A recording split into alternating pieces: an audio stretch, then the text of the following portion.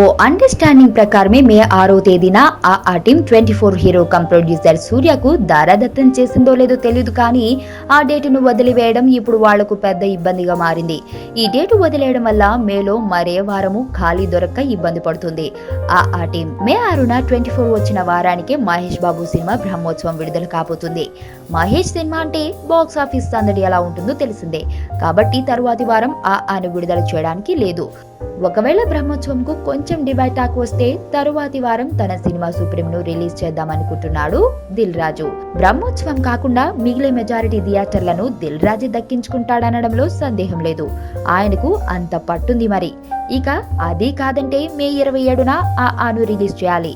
అయితే అన్నీ కుదిరితే ఆ రోజు super star Rajinikanth cinema Kabali release అయ్యే అవకాశాలున్నాయి. ఈ మధ్య ఈ సినిమా రిలీజ్ వాయిదా పడుతున్నట్లు వార్తలు వచ్చాయి, కానీ స్వయంగా రజనీయే వాటిని ఖండించాడు.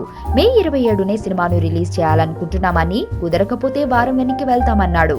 ఇప్పటికే రజనీ డబ్బింగ్ కూడా మొదలు పెట్టేయడాన్ని బట్టి సినిమా అనుకున్న ప్రకారమే విడుదలయ్యేలా కనిపిస్తుంది. అదే జరిగితే క్యాలెండర్ ఇయర్ లో సినిమాలకు బెస్ట్ మంత్ అనదగ్గ మేను ఆ టీం వదులుకోక తప్పదు. ఇప్పుడు ఆల్టర్నేట్ డేట్ దొరక్క తల పట్టుకుంటున్నాడట త్రివిక్రమ్. ఇంతకీ ఈ సినిమా ఎప్పుడు విడుదలవుతుందో చూడాలి. ఈ నెల 26న ఆడియో వేడుకలో రిలీజ్ డేట్ విషయంలో క్లారిటీ ఇచ్చే అవకాశాలు ఉన్నాయి.